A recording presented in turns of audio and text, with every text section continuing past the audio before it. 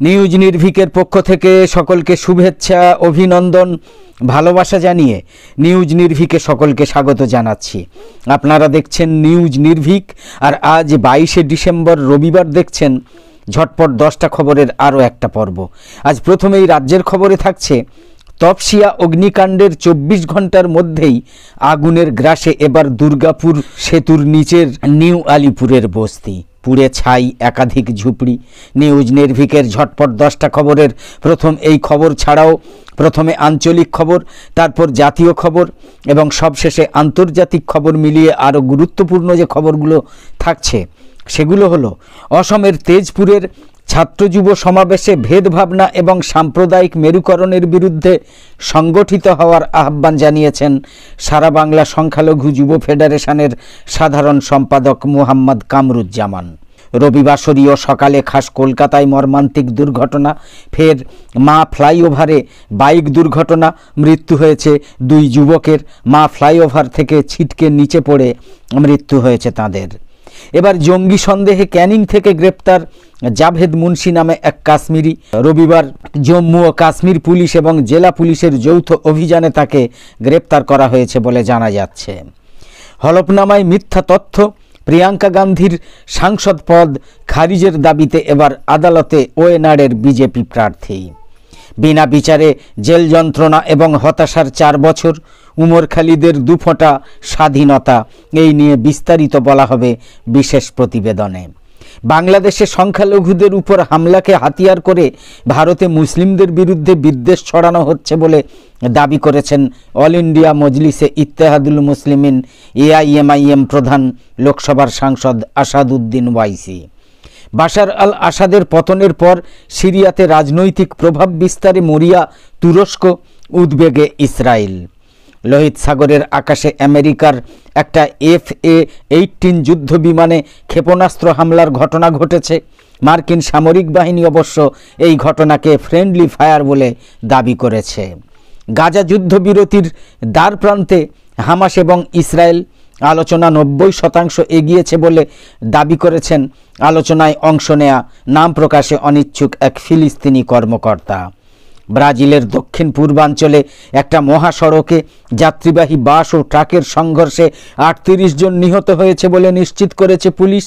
এর আগে এই দুর্ঘটনায় অন্তত 32 জন নিহত হয়েছে বলে জানানো হয়েছিল। সব মিলিয়ে নিউজ নির্ভীকের ঝটপট 10টা খবরের আজকের পর্বে দেখে নিন এমনই সব গুরুত্বপূর্ণ কম বেশি 10টা খবর। তপসিয়া অগ্নিকাণ্ডের 24 ঘন্টার মধ্যেই আগুনের গ্রাসে এবার দুর্গাপুর সেতুর নিচের নিউ আলিপুরের বস্তি, পুড়ে ছাই একাধিক ঝুপড়ি। জানা গিয়েছে শনিবার সন্ধ্যায় নিউ আলিপুরের এই বস্তিতে আগুন লেগে পুড়ে যায় ওই বস্তির একাধিক ঝুপড়ি। খবর পেয়েই ঘটনাস্থলে পৌঁছয় দমকল বাহিনী। কাছেই থাকা নিউ আলিপুরের সেনা ছাউনি থেকে জওয়ানেরাও ঘটনাস্থলে পৌঁছে দমকলের সঙ্গে আগুন নেভানোর কাজে লেগে পড়েন। খবর পেয়ে ঘটনাস্থলে পৌঁছন শহরের মেয়র তথা পুরমন্ত্রী ফিরহাদ হাকিম। তার সঙ্গে ছিলেন রাজ্যের আরেক মন্ত্রী অরূপ বিশ্বাস। প্রসঙ্গত, এই অগ্নিকাণ্ডের প্রভাব পড়েছে শিয়ালদা বজবজ লাইনের ট্রেন চলাচলেও। ঘটনায় হতাহতের কোনো খবর পাওয়া যায়নি। অপরদিকে বারবার ঝুপড়ি এলাকাগুলোতে আগুন লেগে যাওয়ার ঘটনায় উদ্বেগ প্রকাশ করে ফিরহাদ হাকিম বলেছেন, পরপর ঝুপড়িতে কেন আগুন লাগছে, এর পিছনে নিশ্চয়ই কিছু রয়েছে, সেটা আমাদের দেখতে হবে। অসমের তেজপুরের ছাত্র যুব সমাবেশে ভেদভাবনা এবং সাম্প্রদায়িক মেরুকরণের বিরুদ্ধে সংগঠিত হওয়ার আহ্বান জানিয়েছেন সারা বাংলা সংখ্যালঘু যুব ফেডারেশনের সাধারণ সম্পাদক মোহাম্মদ কামরুজ্জামান।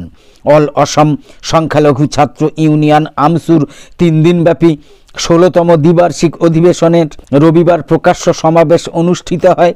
তেজপুর জেলার ভোমরাগুলি খেলার মাঠে অসমের বিভিন্ন প্রান্তের হাজার হাজার ছাত্র যুব ও সমাজের সর্বস্তরের মানুষ উপস্থিত ছিলেন।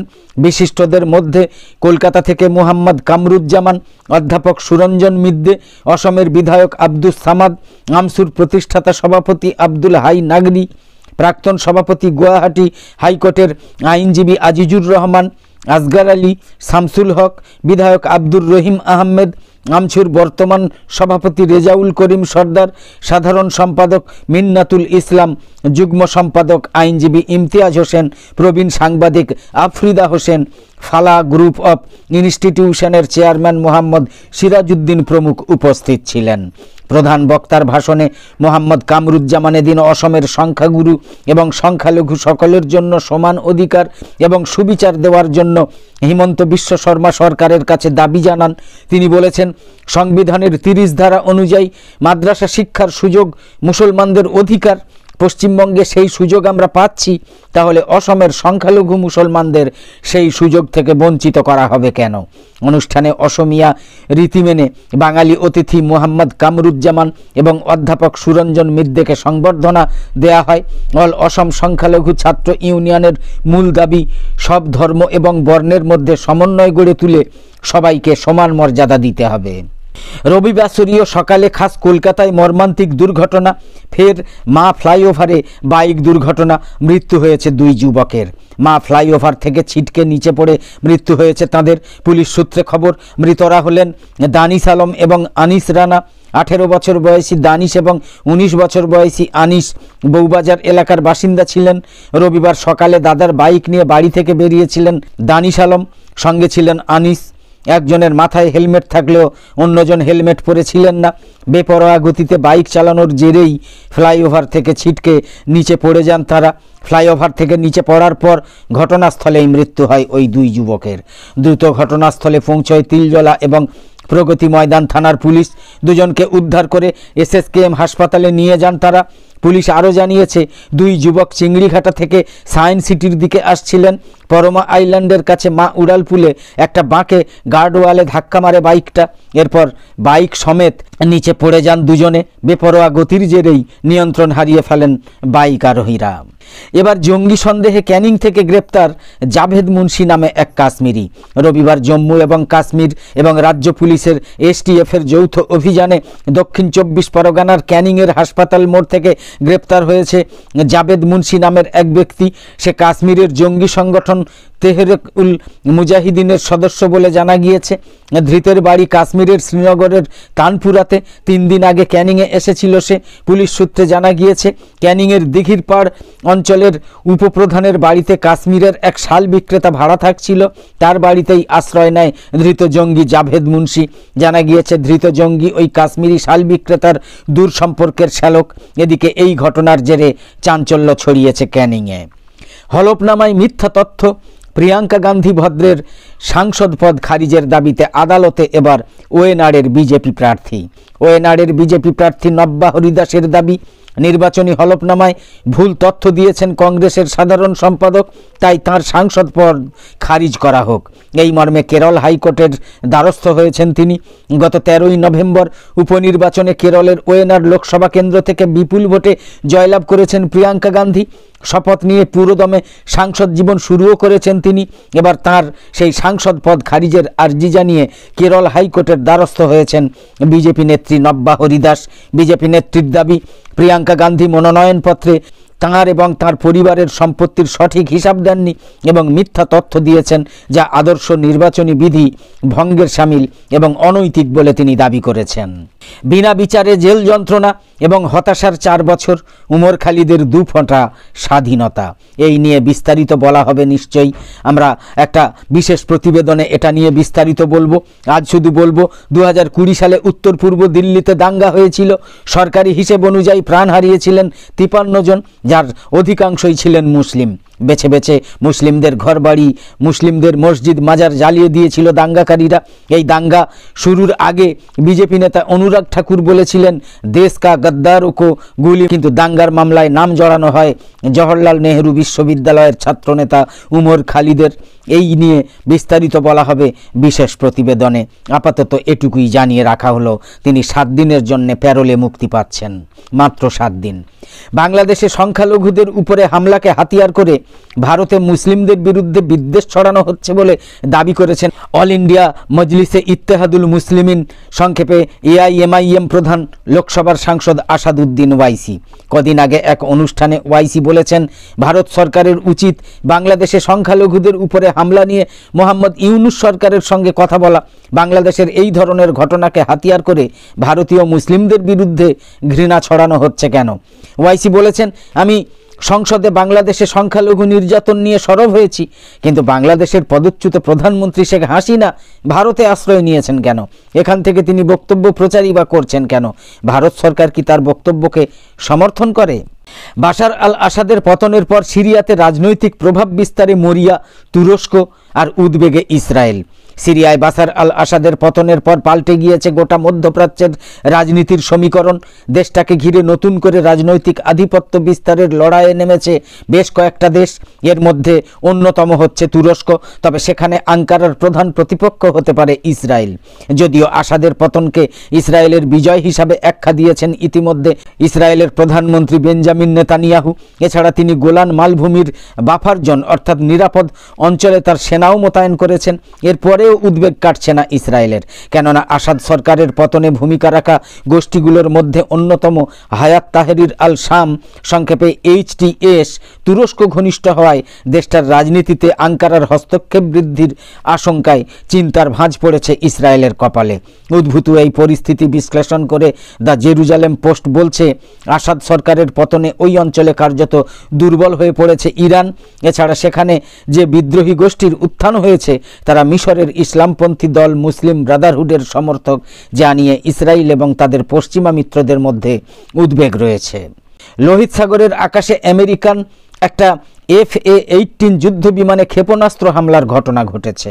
মার্কিন সামরিক বাহিনী এই ঘটনাকে ফ্রেন্ডলি ফায়ার বলে দাবি করেছে। এই ঘটনায় বিমানের 2 পাইলট নিরাপদে বেরিয়ে আসতে সক্ষম হয়েছেন। মার্কিন টেলিভিশন চ্যানেল ABC নিউজ সহ বহু গণমাধ্যমে এই খবর প্রকাশিত হয়েছে। খবরে দাবি করা হয়েছে এই ঘটনাকে মার্কিন সামরিক বাহিনী দৃশ্যত ফ্রেন্ডলি ফায়ার বলে মনে করছে। বিমানের 2 পাইলট নিরাপদে বেরিয়ে আসতে সক্ষম হলেও একজন আহত হয়েছেন। তাদের দুজনকেই সাগর থেকে উদ্ধার করা হয়েছে বলে জানা গিয়েছে। ABC নিউজ বলছে, guided missile cruiser USS Gettysburg থেকে যুদ্ধ বিমান লক্ষ্য করে ভুলক্রমে ক্ষেপণাস্ত্র ছোঁড়া হয় এবং তা বিমানে আঘাত করে। যুদ্ধ বিমানটা USS হ্যারি এস ট্রুমান বিমানবাহী রণতরী থেকে উড্ডয়ন করেছিল। ক্ষেপণাস্ত্রের আঘাতে বিমানটা ভূপাতিত হয়েছে।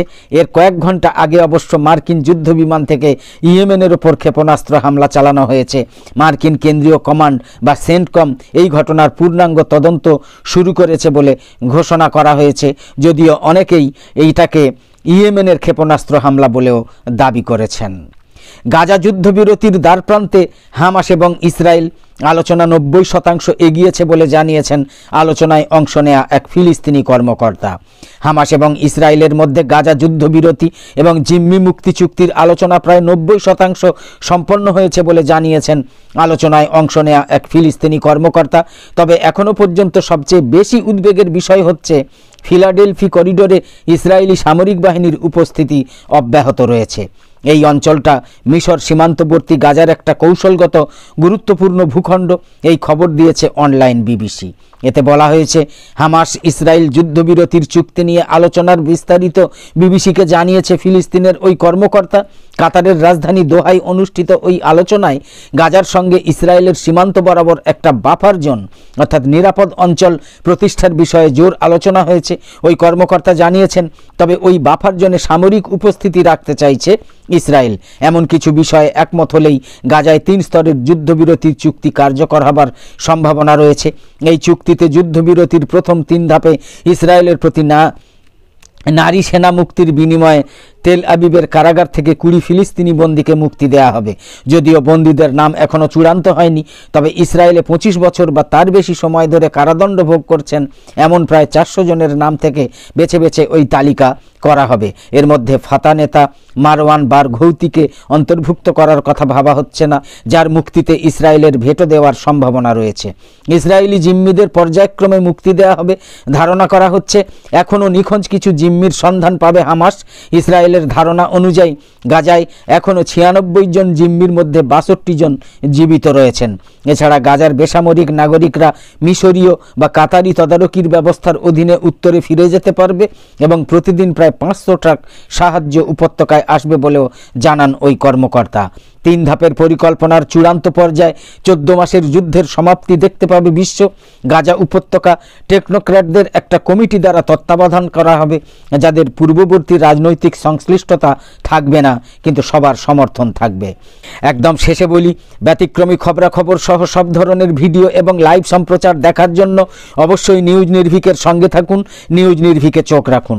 তো আপাতত শেষ করছি, পরের পর্বে আবার দেখা হবে। সকলে খুব ভালো থাকুন, সুস্থ থাকুন, ধন্যবাদ।